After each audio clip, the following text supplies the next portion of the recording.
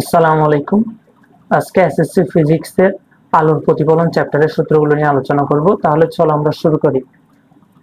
এক নম্বর হচ্ছে ফোকাস দূরত্ব। F ইকুয়াল টু যদি ফোকাস দূরত্ব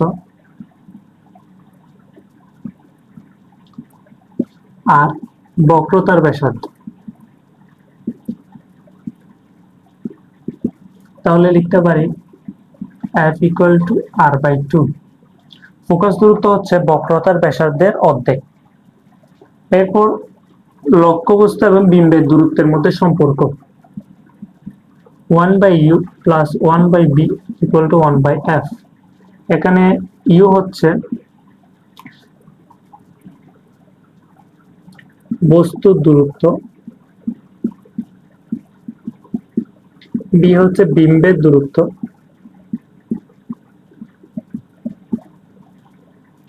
এখন এই ইউটা কিছু শর্ত আছে, এটা সবসময় হবে ধনাত্মক আর এই বিটা হবে ধনাত্মক। যদি হয় তাহলে সেক্ষেত্রে হবে বাস্তব,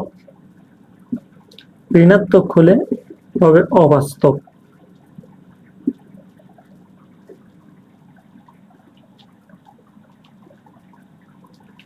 এরপর এই এফ ধনাত্মক হলে অবতল দর্পণ,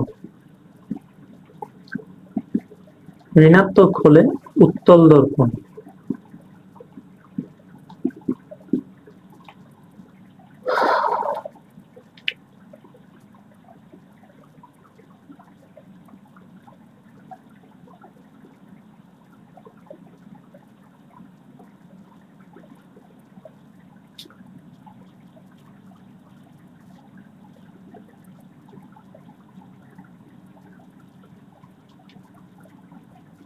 এরপর হচ্ছে বিবর্ধন। বিবর্ধন m equal to li divide by হচ্ছে l0।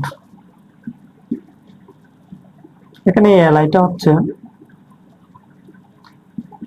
বিম্বের, যেটা বিম্ব তৈরি হবে সেটা বিম্বের দৈর্ঘ্য,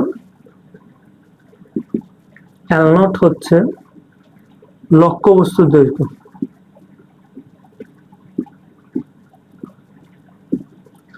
আরেকটা আছে m equal two minus b/e। এখানে এই বি তো লিখে আছে বিম্বের দূরত্ব, ইয়ে হচ্ছে লক্ষ্যবস্তুর দূরত্ব। এখানে কিছু শর্ত আছে এই m এর ক্ষেত্রে, কিছু শর্ত আছে। শর্তগুলো হলো যদি ঋণাত্মক হলে বাস্তব, ধনাত্মক হলে অবাস্তব। মানটা যদি ঋণাত্মক হয় তাহলে হবে সেটা বাস্তব, আর যদি হচ্ছে ধনাত্মক হয় তাহলে হবে অবাস্তব।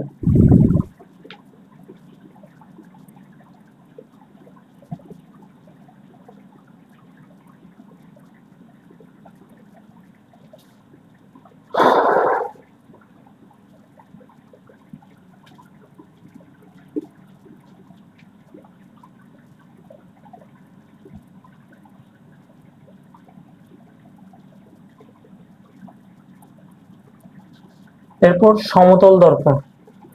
সমতল দর্পণের ক্ষেত্রে একটা শর্ত আছে, সেটা হচ্ছে লক্ষ্যবস্তুর দৈর্ঘ্য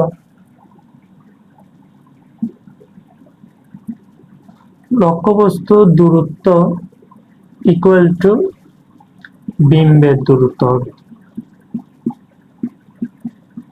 এটা যদি সমতল দর্পণ হয়, এই জায়গায় যদি লক্ষ্যবস্তু থাকে তাহলে সেম দূরত্ব এই জায়গায় হচ্ছে বিম্ব থাকবে, দূরত্ব সেম হবে।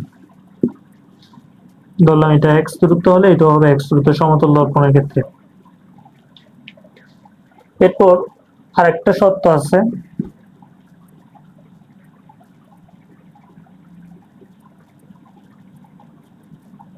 শর্তটা হচ্ছে দর্পণের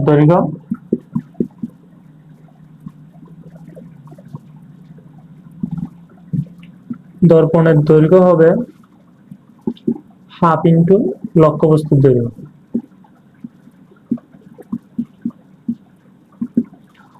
অর্থাৎ ওই যে একটা বইয়ের মধ্যে দেওয়া আছে না, যে একজনের চেহারা সম্পূর্ণ শরীর দেখার জন্য হচ্ছে কতটুক দৈর্ঘ্যের সমতল দর্পণের প্রয়োজন হবে, তো তো সেক্ষেত্রে বলা যায় যে যে লক্ষ্যবস্তুটা আছে সেটা অর্ধেক দৈর্ঘ্যের হলে হচ্ছে ওই সম্পূর্ণ সম্পূর্ণ লক্ষ্যবস্তুটা দেখা যাবে সমতল দর্পণের মধ্যে।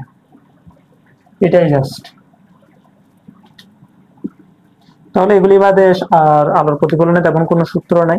তাহলে এগুলো যদি জানা থাকে তাহলে সহজে ম্যাথ গুলো সলভ করা যাবে।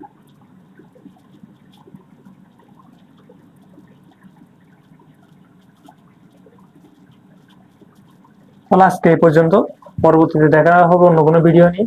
আসসালামু আলাইকুম।